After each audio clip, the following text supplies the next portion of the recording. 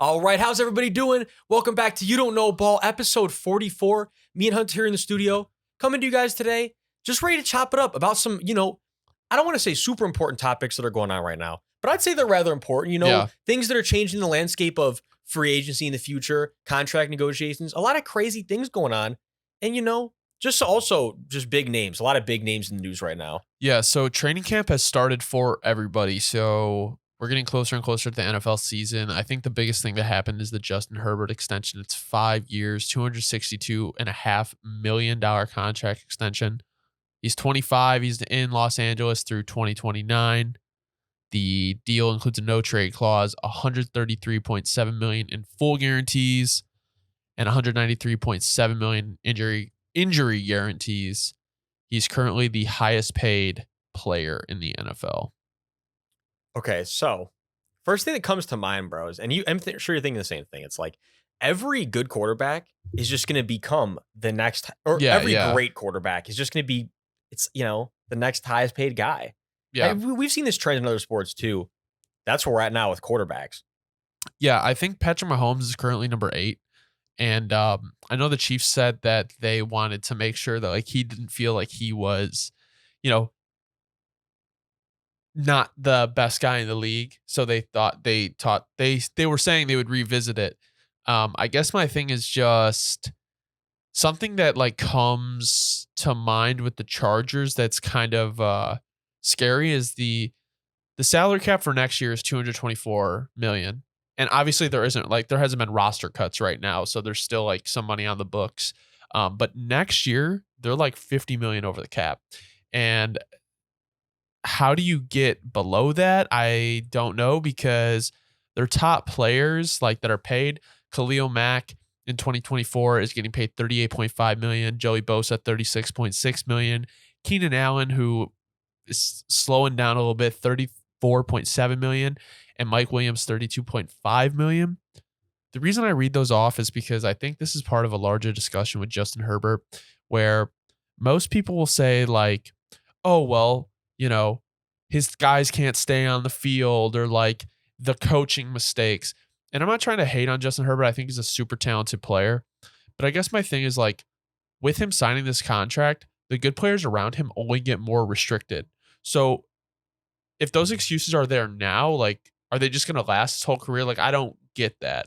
I don't understand how he takes this jump when the salary cap is even more restrained now, where he already, in my opinion, the Chargers have a better roster than a lot of teams in the NFL. No, absolutely. Well, okay, so there's a lot of things we got to address. So I want to start with number one, like you said, how are the Chargers going to deal with their cap situation soon? So that is going to be a mess. But I think, you look at who's getting paid a ton of money here. I mean, right off the bat, J.C. Jackson, unless J.C. Jackson goes ballistic this season, I think he's number one on the list. Mm-hmm. That, it's all right, we're going to make some space getting rid of J.C. Jackson. There's some star players. Injury concerns, injury concern guys might just be the ones first out. But my main thing on the Herbert contract is, I know you're probably leaning away from this, how I'm going to feel on it. Okay. But it's they paid a ton of money for him. But the truth of the matter is, for this contract, I do believe he's worth every penny. I agree. Because it's the reality situation is, championship football, right? That's what the Chargers are chasing. I mean, that they're desperate. I know Chargers fans are desperate. They've been so close so many times. And then recently the hype has been there. They never have been making these jumps. I think the Chargers really just need to get, it's that's the running thing with them, is they just can't stay healthy. Mm-hmm. The truth is, if the Chargers could stay healthy, they could make a Super Bowl run. It's just that impression on us is so strong because that's been the case for so long now, even at this point, truly pre-Justin Herbert. So the Chargers have this stigma for me. I'm sure it's for you. It's if they could just stay healthy, I have no doubt they're going to be competing for as long as Justin Herbert is there. And we all know this, but it's now you're just you got to pay the right guys instead of paying J.C. Jackson. That's really what I think things come down to. They just got to put the right team around Justin now. The pressure's on them. They paid him, I guess the pressure's on the on the ownership group and everything. But yeah, I agree. I think Justin Herbert was worth every penny. I guess my thing, I don't want to say disdain for Justin Herbert. It has nothing really to do with Herbert himself. I think it's a lot of the people that actively support him is people don't like to put fault on Justin Herbert for whatever reason. And I was just in a discussion the other day, like separate from the other discussion we had in the chat, just about like 27-0 loss, or the 27 when they were up 27-0 in the playoffs versus the Jaguars and they lost that game. People were talking about Justin Herbert did everything he needed to. It was the coaching and the defense. But if you're going to get paid like a top quarterback, you have to score once and a half, in my opinion. Like that, and that's just my opinion. The defense did collapse. The coaching wasn't great. But at the end of the day, like Patrick Mahomes is getting you that touchdown. Tom Brady's getting you that touchdown. And I'm not saying Justin Herbert is Patrick Mahomes, but you're getting paid more than him. So like you have to show up. Like that's the whole thing, is like you're supposed to elevate these guys. And I know like there was injuries to the team, but it's just like Patrick Mahomes won a Super Bowl with who? Besides Travis Kelce, who? So I guess my thing is like, I just, going into 2025, you have Joey Bosa, Derwin James, JC Jackson under contract. But it's like beyond that, you don't have Mike Williams under contract. You don't have Keenan Allen under contract. 2024, like if they don't re-sign these guys, they're kind of after 2024, if they don't re-sign like their big players, like they're going to, I mean, like if he can't win with what he's got now and they're not healthy, like where are they going? I guess they very well could like put together a great roster, but Austin Eckler is getting older, like, and he accounts for a lot of their offense. No, it just pops in my head, bro. That's why it's like, I think the media and everybody else, we're the ones overcomplicating it, because the reality situation is it just came to me. We already know this. But the real problem in the situation, bro, is Brandon Staley is still the coach of the team. Yeah. Like if you genuinely, it's like what's holding them back. That actually is what's holding them back. I'll stand on it and I will keep standing on it. I'm sorry. Brandon Staley, to me, obviously we say he knows his football, he knows his defense, all that. But I just don't think he's the guy to elevate this team. And I'm just going to stand on that. That's like my new stance, where it's like, maybe it's not even the Chargers. Maybe it's not even the injuries. Maybe it's really just that he's not built to lead them for a fire postseason run. Yeah, I don't know. I don't know really what the solution is for the Chargers. Like, if you want to look at kind of the top 10 paid quarterbacks, well, it's a little bit longer in top 10 because technically in total value, Matt Stafford, Dak Prescott, and Daniel Jones are all tied at 10, depending how you want to judge total value. Well, total value is 160, but total guaranteed, Dak Prescott has the most at 126 and 95 million fully guaranteed. But, I mean, like, I don't know, like, I would take Justin Herbert over Jalen Hurts long term. Obviously, Aaron Rodgers, Russell Wilson, Kyler Murray, Deshaun Watson, just because age and like, I think Justin Herbert is a better quarterback than those guys. Well, he's not a better quarterback than Rodgers, but you get what I'm saying with age and everything like that. No, for sure.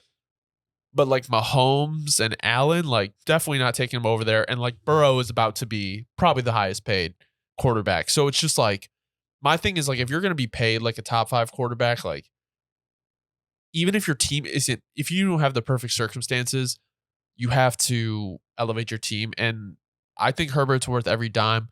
But until he does that, to me, like just looking at quarterback skill and who I'd want on my team, I would take all those guys over him. And I take T-Law over Justin Herbert easily, in my opinion. I just think Herbert has more, T-Law has more intangibles. I feel like I'm with you where it's like this slightest, like it is very slight, but I'm with you on that. But that's also just because that's just a testament to how much talent there is at the QB position in the league right now. Yeah, there is a lot. And I think that's underrated too, is like, this was like a discussion, not a really discussion, but just a point someone made. Is like, if you think someone's top 7, they're not considered elite. But I just think like the quarterback talent is so big, or so much. There's so much quarterback talent in the league right now that you can consider top 7, top 8 as elite, because it's like everyone is so good at the position. I mean, like, think about it. Like, think about like what quarterback talent used to be like 10, 20 years ago. Like some teams would trot out some bullshit. Like some bullshit. Dude, the Bears were one of them. Oh, I know. It was sad, but it's just the fact of like, I don't know. Justin Herbert, congrats on getting paid. I would love to see how the Chargers move. It's just a super competitive division, and I just don't think the guys are paying right now are the guys that'll get them over the top, especially past 2024. So you kind of lose that top talent. The Chargers are going to be interesting to mull over these next couple of years, to kind of see how things go over there. Yeah, no, 100%. You want to move into the next Yes, next sir. spot? All right, so we're gonna move into. I'll let you bring this up, OBJ. No, yeah, because and again, this is one of those ones where I like it because it's a little ambiguous, because people were kind of gassing it up saying, so if you didn't know, he basically said, I mean, if you didn't by now, I think you're kind of living under a rock. Cause again, like this is me not even using social media really much at all at Yeah, this point. I saw this one. So if you didn't see this one, you're going crazy. But look, OBJ basically said he's going to play this season like it's his last. Actually, that's exactly what he said. He's going to play this season like it's his last. But that's the thing is, that doesn't. So a lot of people were saying, like, well, what does he mean? Is he saying he's done after this year? Is he going to keep going? I think that all he's really trying to say is, like, yeah, he's just going to play hard. But at the same time, he also basically told us, like, he's definitely considered yeah, moving on after this year. So it's kind of telling. yeah. I, I don't know. I don't know about OBJ. He hasn't played a full year since 2019. He'll turn 31 in season. But this is the other thing is like people were on the Ravens about giving him that money. It's a 1-year deal. It's really a 1-year deal.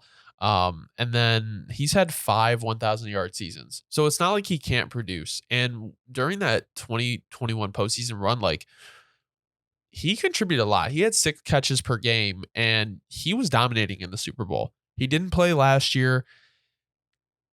I, I guess my main question is like after this year, let's say he has like a productive year. Let's say he has 85, 90 catches, 800 yards, 6 touchdowns. Ravens win. I'll say they play the wild card. They win the wild card. They make it the divisional. Do you think if they win the divisional, he'd resign with the Ravens, or do you think he has a market now elsewhere almost at that price tag of 15 mil? See, that's crazy because that's a great question. I don't know.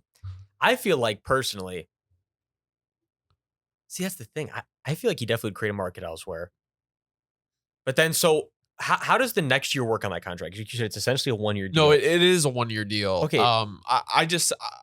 It is a 1-year deal. And that's why I think it's justified. You can pay him that 15 Well, million. no, I was gonna say exactly. I think people are overthinking it. Again, I'm on the same train where it's like I don't expect him to come out and produce anything crazy. Yeah, However, I mean, it's certainly possible. But again, coming back from the ACL tear in the Super Bowl at this age, it is gonna be really tough to get. Like he even said himself, he literally was saying like when you've been to the mountaintop, it's kind of hard to envision how you get back there when you've been up and it's like your career's going up and down as his has yeah, been. So he's thinking the same thing I'm thinking. I mean, I guess only time's going to tell, but I am on more the side that it's going to be just more of an average tenure at best. yeah, But that's fine because at the end of the day, he made it clear he's trying to make some money. yeah, He's out here to make that bread. So mission accomplished no matter what. He's got the ring. He's had a great career, and people at the end of the day, this is the main thing. yeah, I think OBJ just gets too much hate. yeah. He's a great player. He is a good player, and I don't see any reason why he can't be like a dominant number 2 in an offense. I think like this year, like justifiably, he can be the number 1 for the Ravens strictly because like the Ravens wide receiver room is pretty deep. Not, I wouldn't say it's like top tier talent, but deep enough where like they're 1, 2, 3, and even 4, can compete. Like they're decent receivers, best receiving core that Lamar's had for sure, easily, no debate. I don't know. Like, I could see him like definitely having a good year on the Ravens. If he doesn't want to resign there, or the Ravens just don't put it together in the playoffs, I don't blame them. The AFC is tough. And my thing is like I feel like that's where the playoffs is where you need those like superstar kind of guys. But I think this year is almost like a prove it year to go be like a number 2 and get decent money on like a real contender. Like I don't know, like the Bills. Like I don't see Gabe Davis as like a number 2, but a number 3. You know how I feel about Gabe Davis after last Yeah. season. Yeah, I don't know. I think it's an interesting spot for OBJ. I really want to see him do well. I like OBJ, but I mean, like you said, like it's a money thing. So like, if he gets hurt, you really think if he gets like hurt and kind of has like a nagging injury, do you see him going out there and like playing through it? I don't. See, that's what I was just gonna say too. Is I think that's where what this comes down to at the end of the day, where he said what he said, is because he knows in the back of his head that Yeah. is a potential out of how this could go. Yeah. Like at the end of the day, he's already experienced it multiple times. He knows that when he goes out there, this season might end badly, and that's the thing is I think if it happens again, he's probably Yeah. told himself like I'm prepared to walk away if that is what like happens this year. Yeah. No, it's interesting. I like it. I like it for Lamar. I like it for OBJ. It would be cool to see them make a deep playoff run. The Ravens have a cool team. It would be exciting, honestly. We're gonna go over the running back contracts. So Saquon, Josh Jacobs, and Tony Pollard are the big players in this kind of conversation. There was a Zoom call with all the running backs on it. Derrick Henry was on it. Eckler was on it. Jonathan Taylor's not happy. But basically, Saquon agreed to a 1-year, $11 million contract and includes a $2 million signing bonus. And the guaranteed pay on the deal is the same as it would be as if he was signing the franchise tag. But the Giants agreed to add another $900,000 in incentives so that Barkley can earn up to $11 million. $2 million is paid up front. But here's the thing. When I looked at the incentives, he makes $303,000 for each if they're hit. Okay. So 1,350 rushing yards plus a playoff berth. He's never done that. Okay. 11 touchdowns and a playoff berth. He's done it once in his career. 65 receptions and a playoff berth. He's done that once. So it's like, I get like them adding the $900K to like be like, yo, like we understand it's kind of like screwed. Like here's a bone. But the issue is my thing is like those incentives really aren't that like they're not likely. So it's like, did he do this just to make it look like he was getting more than what the tag was? Like, I don't know. Yeah, see that is just a weird situation over there. And also the whole thing with the 1,350 rushing yards and the playoff berth never done. And now you need to do it this year and with the health concerns. Like, dude, it's an interesting question, bro. Yeah, I guess my thing is just like Saquon to me never really seemed like he was gonna sit out. Like that's not, and I think he like wants to be on the Giants. That's the difference I feel like between like Saquon and Josh Jacobs. Like I feel like Josh Jacobs like he likes the team, but I think he's more set on like, yo, like you need to pay me. So like I have more on Tony Pollard than I have on Josh Jacobs, but I don't know if you remember like on that Monday, like the story came out that Josh Jacobs was sitting in the car with Max Crosby, like ready to hear about like the deal being done and it didn't get signed. So Josh Jacobs to me is the guy that won't show up. Like, I don't think he's going to show up, or if he does, he's going to hold in and like some mysterious injury is going to happen. I honestly see like, I feel like the Cowboys are the least like affected if Tony Pollard doesn't show up. Like the Giants would have been, in my opinion, screwed without Saquon.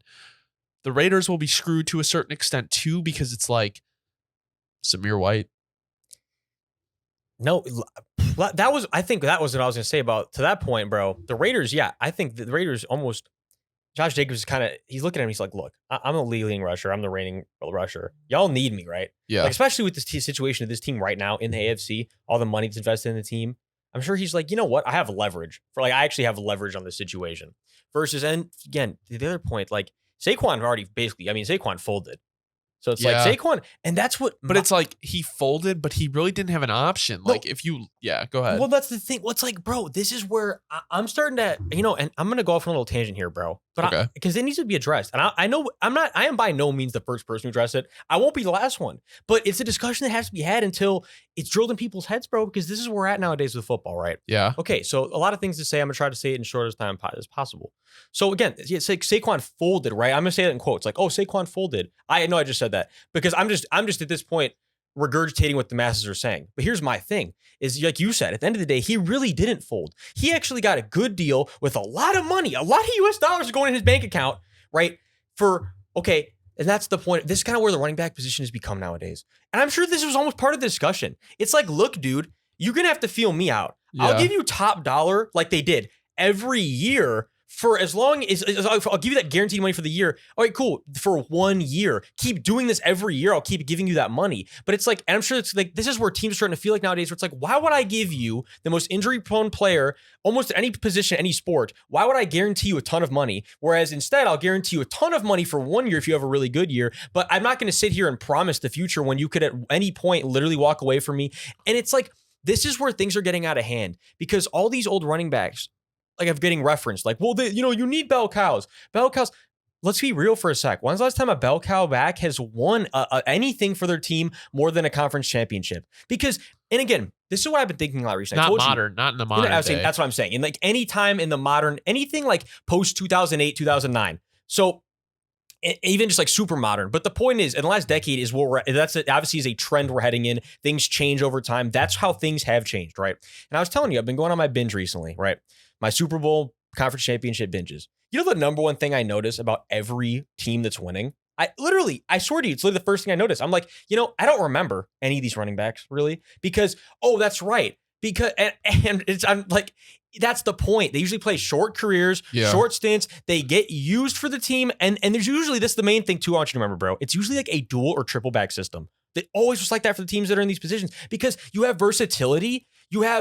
Why would you just want one guy that the defense can game plan for? Yeah. That makes it actually just makes your job harder. Like it should, I think as from a good coach's perspective, you want to have 2 or 3 guys out of the backfield. Right. It's much harder to study each play. You have to have each personnel be different for each. It just literally, it makes the defensive coordinator's job harder when you're using more than one back. Just from a basic standpoint. So not only it's like, are we moving away from it because why would I guarantee one guy a ton of money? But all these teams look at the dual back, triple back systems with these, I'm not saying no name guys. They're all incredible players. They're all in the NFL. They're all legendary. Yeah. But in terms of NFL players, no name guys. It's like, you know what I'm saying? Where you looking like, oh, okay. But that's the point is they were good players. They're productive players. It was for a short time. Right. If he gave them a 500, if we gave them a $50 million contract for 4 years after they had a great game in the Super Bowl, it would look like shit the next year. And that's the point. Is like, that's where we're at nowadays, bro. Yeah. You got to produce year to year. I almost wonder if it's more worth it for running backs to sign like high value, like 2-year deals. Like I think the days of running backs getting very expensive, like long-term contracts are done. I think what they need to start doing, okay, give me 28 million for 2 years. I would say a team would probably be way more comfortable doing that than signing a 4-year deal. I saw one of the running backs said this. I can't remember who it was, so don't quote me on this. But basically, I don't think it would work. But they were saying get rid of like the position delegations for the franchise tag, and players would be more willing to sign them because instead of like, running backs getting 10 mil, they probably get closer to like 30 mil, which I think gives teams a better like less incentive to use it because it's like you gotta put it on a good player. And I just want to point this out. Tony Pollard did sign his franchise tag. I didn't know if I made that clear, but he did. So it's just Josh Jacobs unsigned right now. No, and no, okay, so no, you did make it clear. So, and this is the thing I want to say too, bro. It's a great point you just brought up because genuinely, the franchise tag the way it is pretty foul. Yeah. Like, again, I literally remember playing Madden for the first time. I was really young and first understanding how football works and everything. I shit you not, bro. I still remember. Like, I'm like doing the franchise mode and I'm like, franchise tag? You're telling me I can just force him to stay another year? Like, cool. I'm going to use that all the time. And I'm sure the owners feel the same way. Like, and to your point, yeah, it costs a lot of money a lot of times and you have to use it the right way. But that's the point is the way it works now, there certainly is a right way and a wrong way. Yeah. If you force teams' hand and be like, it's literally everybody's has the exact same thing. It's the exact same one for everybody. That I think just makes it a fair playing field. Yeah. I just think like also, bro, it's like it really muddies a locker room if you like tag a guy and then tag him again and then like let him walk. Cause it's like then if you're on that team, like no one wants that tag. Also, I think my thing is too, I don't like the fact that like if you don't sign the tag, you basically are still stuck on that team. Like, I don't like that. Like, that's if you the don't leverage sign that it has. That's so stupid to me because, like, if you don't sign the tag, you should be able to free. I mean, like, think about it. Josh Jacobs, they declined his 5th-year option, but they're going to give him the tag, but he can't go anywhere else. Like, you basically just said you didn't believe in me, and now I'm stuck here another year because you want to put the tag on me. I think it's kind of ridiculous. I think they gotta do something, but I don't know. Like, I know the CBA like pulls a lot for player safety, but like I think next CBA agreement they really need to pull into this franchise tag stuff because it's just not. It doesn't sit well with any player. No, it doesn't sit well with like anybody who's not the one who's signing the contract at this point. Yeah. Honestly, I mean, really, and I'm talking about signing in terms of, let me rephrase that, who's the one giving out the contract? Well, this is the thing too, is like all these other running backs are looking at it when they come up their contract extensions. It's like, okay, this is what I'm going to deal with now. Like it's a real bad situation. No, and that's the thing is there needs to, like you're saying, there needs to be a rebalancing. I Yeah. agree that yes, the value's gone down, but that also doesn't mean that the ones who really deserve a good 1 year chunk of money or 2 year chunk of money shouldn't get it. That's exactly where we need to get to. I agree. I think that's just going to be, I think that would be like the most like realistic future is like taking short contracts that pay a lot. No, that is definitely where we're headed. Because then also teams aren't locked in if they're contending and they have a lot of money on the books, you know? No, I think, and like last thing on this, we'll move on, but I think what we'll start seeing to that point is we'll start seeing like a 1 year, $19 million deal. Yeah. 1 year, $21 million deal. Top end guy, I want 22. Fuck that guy. I want to be above him. And I think that is almost going to be a trend we'll start seeing. It's like the QB contracts. Like everyone's trying to big dick each other. But instead of that, it's just the 1 year, like, just give me the 30 mil this year. I will not resign after you don't like give me a fat chunk. It would be kind of like the edge rushers who like wait to sign till training camp because like, and that's why I think Dalvin Cook is waiting to sign because of injuries. So, a position just opened up. I feel like that's the same thing with edge rushers where they'll just wait. They'll go to a different team and just, because I don't want to say running backs are plug and play, but they're similar to edges where you can probably just throw them in and Absolutely. Better than, cleaner than receivers who have to learn chemistry with the quarterback and everything like that. Exactly. But we're going to move into the Chase Young situation. This got some hype earlier this offseason, and then a rumor came out from JPA Football that the Steelers and Ravens are rumored to have trade interest in Commanders pass rusher Chase Young. Washington declined his 5th-year option. He's entering a prove-it season. I just do want to point out, because I've been thinking about this. Okay. 2 of the top 3 Commanders contracts are on the D-line. Darren Payne. Hold on. Let me go to the YouTube because we got to I'm just going to say Darren Payne. I could be wrong. I know you're talking about, bro, actually. You saw it, right? Okay. Yes, bro. So he just signed a 4-year, $90 million extension. Jonathan Allen, 4-year, $72 million contract. Those are the top 2 contracts on the Commanders. The third is Terry McLaurin. Okay. Chase Young and Montez Sweat were both drafted the same year. So both their contracts expire next year. They declined Chase Young's 5th-year option. Montez Sweat, I don't believe was a first-round pick. So I don't think they have a 5th-year option for him. But you could argue Montez Sweat has been a more productive, healthier player for them. So absolutely. They're like, I guess my thing is like your top 5 contracts on your team. Like, are they all going to be on the D line? Like, I feel like you have to spread the money out a little bit more. So it's like, I feel like Chase Young is kind of the odd man out here. So like somehow, I mean, can you imagine saying that a few years ago? No, I couldn't. Ballistic. But that's what I'm saying. Like, he seems like the most obvious, like in my opinion, like a trade candidate. But this is a situation that I thought about the other day. Okay, new ownership. Commanders really haven't performed. Ron Rivera really hasn't performed. The GM is all right. I don't know if the Commanders are necessarily willing to deal Chase Young when not only he's on a prove-it year, but the coaches and GM are because of new ownership. I dropped my cap here. Give me one second. So it's just like, my thing is like, I don't know if the Commanders are in a position to like put a hole in their team when Ron Rivera is worried about job security. No, see, okay.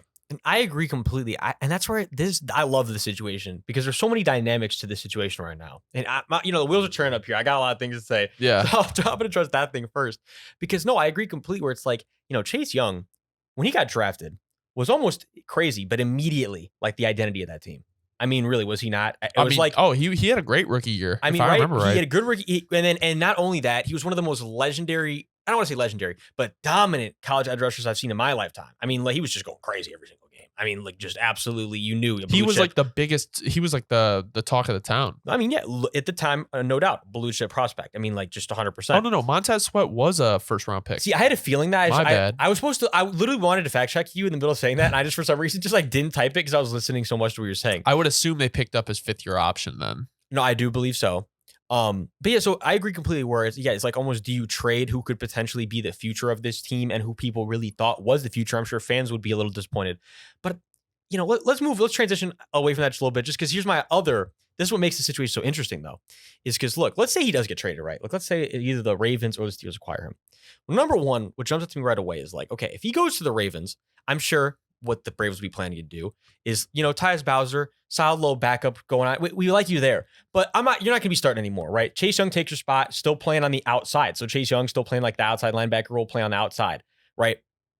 But if he goes to the Steelers, I'm looking at it, I'm like, okay, I've been thinking too, it's like Alex Highsmith's really coming on, and he's not taking TJ Watt's spot. Yeah. Right on the outside. So it's almost like, Larry Ogunjobi maybe not performing up to snuff. And what is almost, do you think that he might be, and I'm sure Mike Tomlin knows, you put a speedy, strong guy in the interior, sometimes they just absolutely destroy things. Like, I'll use like Justin Tuck, like throwback, but it's kind of like a role like that going on where, and hear me out. I think that if my point here is if he goes to either of these teams, it could be a completely different role on the defense. Yeah. No, I personally, so I would love to, we'll talk about this actually in a minute, but I would actually think he would do better on the Steelers. I think like he's a guy that can like be molded a little bit more by like a Tomlin.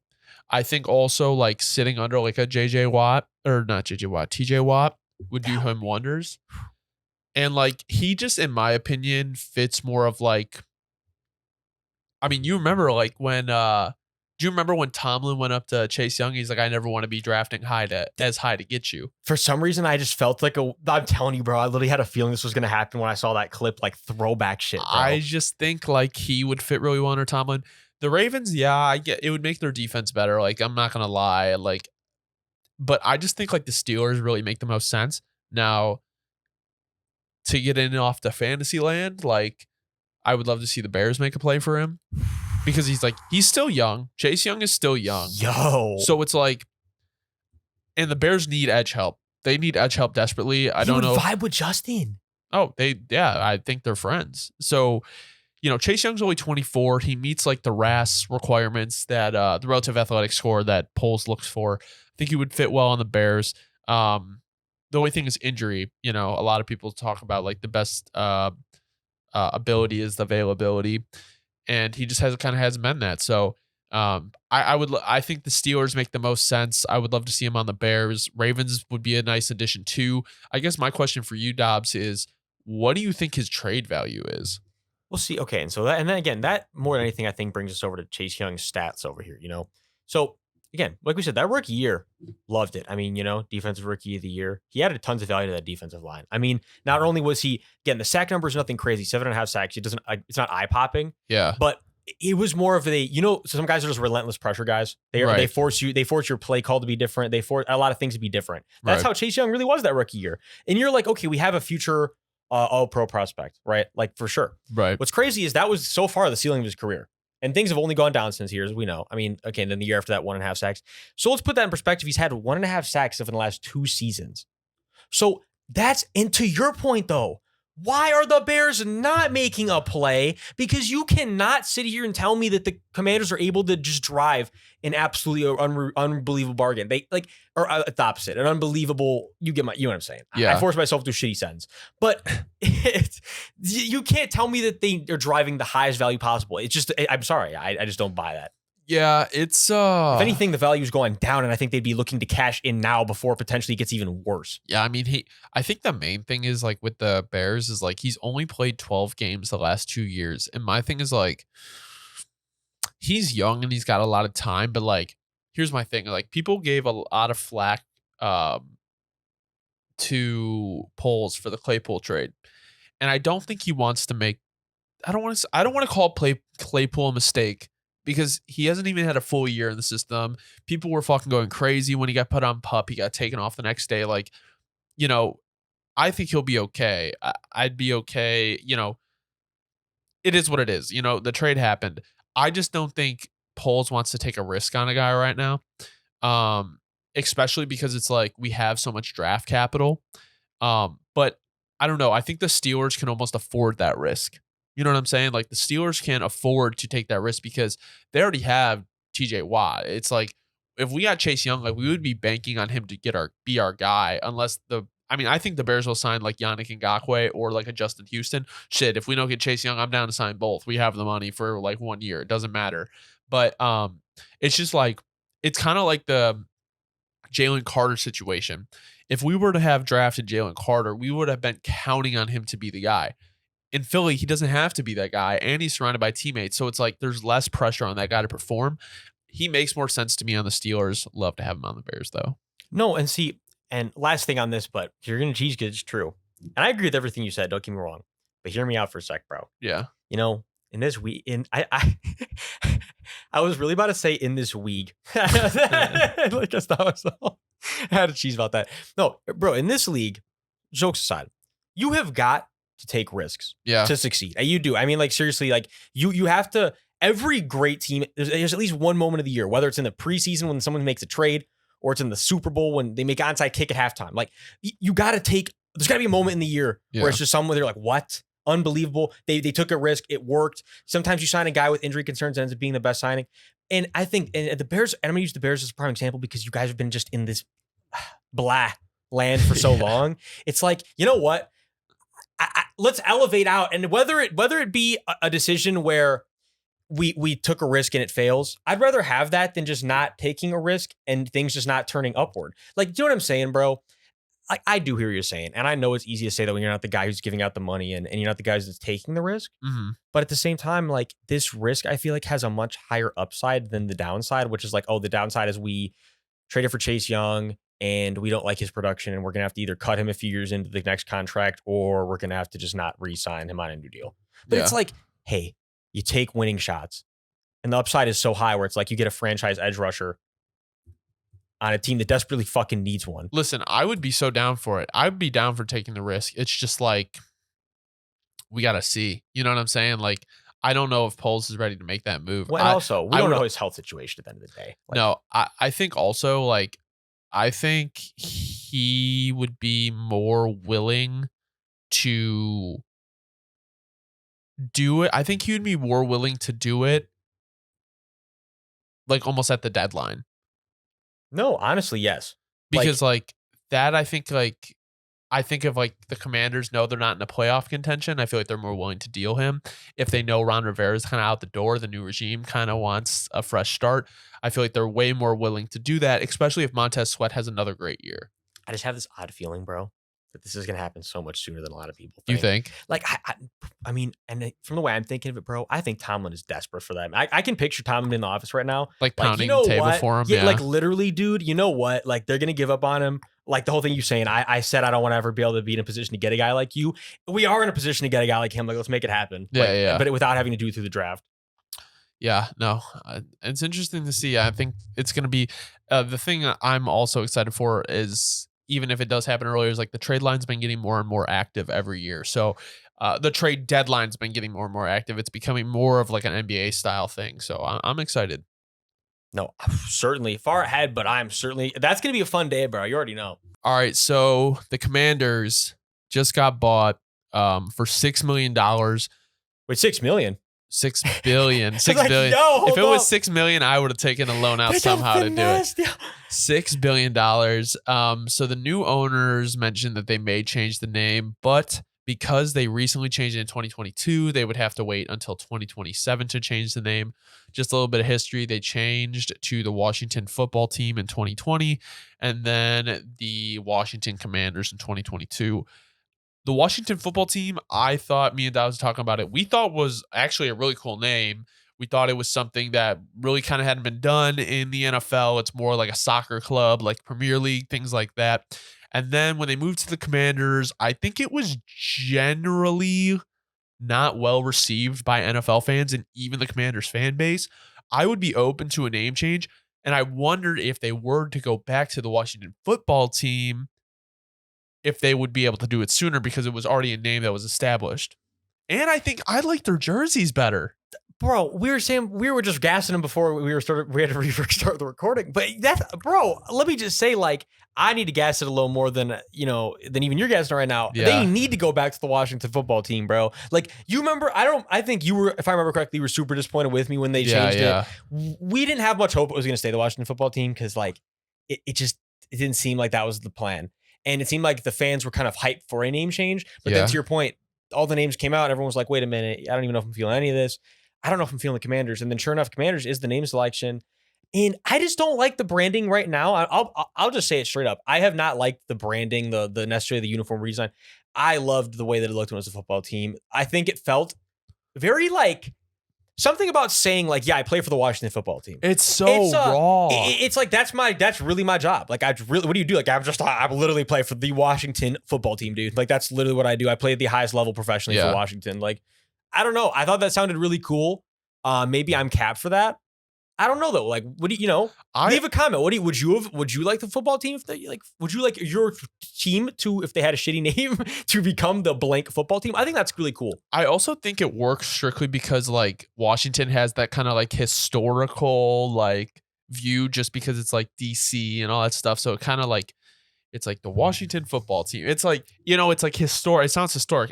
It does. I like it, and I think a lot of people really like the Washington football team name. And my thing is like, they talked about doing complete rebranding. I hope they don't do the numbers because the colors. I love the colors the Commanders have right now. I just think like, I don't know. I think I didn't really like the other name options, like the Red Wolves, Red Tails, the Hogs, the Sentinels, like the Pigskins. Like, listen, I like all those better than the Commanders for the most part. I think the Commanders horrible. I don't know why they picked that one. Like, okay, let's just such a tangent here, but like commanding what? Like what? Like I'm like jokes aside for a second, dude. Like I'm just it's just such an ambiguous name, and it's just for me, if a commander came face to face with a lion or something, like I'm just not like. But you get my point. It's like I don't know, dude. Just not intimidating. Yeah, I not intimidating at all. I guess not every team has to be intimidating. But it's like not even the logo isn't, usually if you have a shitty team name, it's like something weak. They'll have a cool, intimidating logo, nothing going on like that for the Commanders. It's like, I just hope like once they change the name, like, and the new ownership, I think the new ownership, I hope they do a really good job of like just setting the standard or like creating like a new environment. I'm so sick of the back and forth with this team. Like nobody knows what they are. Like it's just the franchise with no direction. When's the last time? Annoying. Literally, to your point, when is the last time that they had an identity? I'm saying they as the last 3-4 franchises. Like when's the last time any of them? The RG3 days. That actually, to your point, that's the last time I can remember. Actually, the last time I can remember them even having an identity. So yeah, this ownership group has a lot of work to do. Yep. All right. Well, the Commanders suck. Let's move on to the next part. Cole Kmet got extended. Obviously, we're going to talk about this because I'm a Bears fan. So, so Kmet got a 4-year contract extension worth $50 million. 32.8 is guaranteed. It puts Kmet among the top 10 paid tight ends in the NFL. So, I actually have the contract breakdown here. Let me pull this up real quick. But basically, it's really not that much money. And my thing is like Kmet has gotten better every year. And my thing is like in 2 years, like because he's with the team till 2027 now. In 2 years, like he's gonna fall out of that top 10. So my thing is like it really was like a steal. But he's gonna make $7.3 million this year. So the Bears will lose about $3.5 million in cap space. So moves them to 28.4, which is still the most in the NFL. So they have the most cap space in the NFL still this year. But in 2024 through 2027, he's set to make $11.6 million. Not bad. Not bad for a guy who's improved every single year, who's a good target for Justin. I can't complain. I'm really happy with the deal. It's a very team-friendly deal. So I don't want to say very team-friendly, but like to pay a guy who has gotten better every year and he's still only top 10, like I'm very happy with that. No, I would say there are so many things, bro, that make this good. It's a good contract. Like for starters, we were saying how the running back value is just driving down as it is. Well, guess what? The tight end value is just driving up humongously because tight ends are realizing, I'm such an important part of the offense, and I was getting underpaid for so long. Like they came together at TAU, they were like, yo, boys. Our offense would low-key be screwed without us. Yeah. Versus, again, with the running backs, you're replacing a lot easier than a guy who knows the whole playbook, that knows the block in each scheme. That tight end is very hard to replace. Yeah. Versus, again, you know what I'm saying? I don't even have to touch into it. We've already been touching on the running back thing for so long. It's no disrespect. It's just reality at this Yeah. point. So the tight end value is just driving up, and other position values driving up. You got to pay these guys, like you're saying before, that they're the guy who's last in line at a highly coveted position group. Yeah. Because then you're screwed. And like you said, bro, he's been improving every year, becoming a better blocker every year. Okay, yeah, you'd say to me, but Dobbs, that's cap. He actually had less receiving yards, less receptions. Yeah, he had a much higher catch percentage and much less targets. Like that, and that's fine because that just shows you the Bears' offense and was way more touchdowns. And things were so run heavy. Yeah. So it's like that's the point. His main job is to be a blocker. At the end of the day, it is Cole Kmet's main job is to block and be ready to catch the ball when it's not a blocking play and they're buying in on the block. That's all he's got to do, and he's great at what he does. It's a good contract. People overthink this stuff. It's simple. You got to pay these guys. Well, that's what he actually said that. Like, I was watching an interview with him today about the extension, or just a press conference, and he basically said he's like, you're paying me to do whatever you tell me to do that play. Like, I'm not trying to be a blocker. I'm not trying to be a receiver. Like, I'm trying to be like whatever you want me to be. I want to be that guy. And also, like, he's a hometown guy. Like, he's from Illinois, and Poles has emphasized that he wants to sign guys that are from the area because he feels like they play with a different type of intensity, which, I mean, I would. Like, if I was an athlete and I got to play for at a major level for my hometown team, I'd be way more enticed to win. And I'm not saying he left money on the table, but like in a contract negotiation, I'm probably more likely to take less money if I'm going to stay with a team that's my hometown team. No, for sure. And he gets to play with Justin Fields. Like, my thing is like, okay, so like you made a good point, like that his catch percentage went up, but his receptions went down by 10, but he lost about 24 targets and only had about 60 less yards. But he had 7 touchdowns last year compared to 0 the year before. So my thing is, you have DJ Moore, you have Chase Claypool, you have Darnell Mooney. It's a very run heavy offense. My thing is like, okay, even if they don't throw the ball a ton, every time they throw the ball between those 4 guys, I'm confident in the ball getting caught. So it's like the targets, like they'll be spread out and you don't need a ton of targets as long as the receivers capitalize on it. And I think Cole Kmet is one of those guys that will. I think Cole Kmet is a driven worker or just like a driven player. Like, I think he knows what he wants. And like, I'm just so excited to see the Bears offense this year. And yeah, absolutely, bro. And last thing on him, but 100%, he's your guys also. Like, I think he'll be your primary red zone target. That's another thing I'm sure drive the extension heavy. Is he's like, well, let's be real for a sec. Who has the best chance one-on-one in the end zone? I mean, obviously you could say DJ Moore, but I'm saying against like a linebacker or something. I mean, Cole Kmet is just as good of a chance, and that's what I'm sure he's saying. He's like, you know what, in the red zone, I'm your guy. Like that, you're paying a guy who's going to be able to go up, climb the ladder against slot corners, against the linebackers, and win. And that's exactly what you're paying him for too. And he's gonna. I think we could see a jump from like 7 to like 11 next year, 10. I think 11 is the ceiling, but that would be nice. Did you? All right, so yeah, that's pretty much it on Cole Kmet. Congrats on getting paid. Before we end the pod, I did want to bring up. You see, Jimmy Graham is now a Saint. I did see that, bro.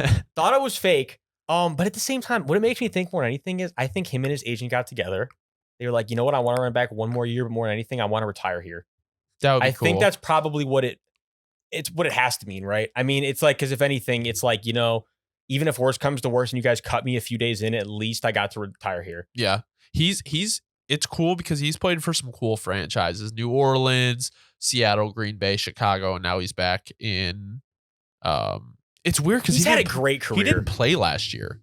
No, it is really weird. And he's had a great career though. But that's the thing is like when he was on the Bears in 2020, like he performed. Like he had about 500 yards, 50 catches, and 8 touchdowns. Like if he can just be like a red zone target for Derek Carr, Juwan Johnson, Jimmy Graham. I was going to say, and for the Saints tight end situation, we rotate a lot. It's kind of like, a lot of heavy tight end packages. You bring like 3 tight ends at a time. He will rotate and he won't, I don't think we'll be apt to see him for many snaps at all. Yeah. But you can, if we're gassing, we're running the ball a lot that day, and someone's got to get out there to run a play action route for somebody who's gassed, like another tight end, I think we'll see him every once in a while. Now, I don't think it'll be often, but I think we can see him catch a pass from Derek Carr for sure. Yeah. Did you know he played basketball? Dude. Bro, that's... No, bro, I didn't. Tell me about it. Bro, whenever they go to the end zone, be like, oh, well, Cole Kmet's a weapon here. He played basketball. He can go for those jump balls. Dude, it's so funny, bro. It's literally... I'm preparing for it again, to be honest. Yeah. But that was You Don't Know Ball 44. All right, and thanks so much for sticking around with us. Thanks so much for watching. We appreciate you so much. If you enjoyed this content, make sure you subscribe, drop a like, drop a comment, all that, any of it. We appreciate you guys a ton. Thanks so much, and you have a great rest of your night.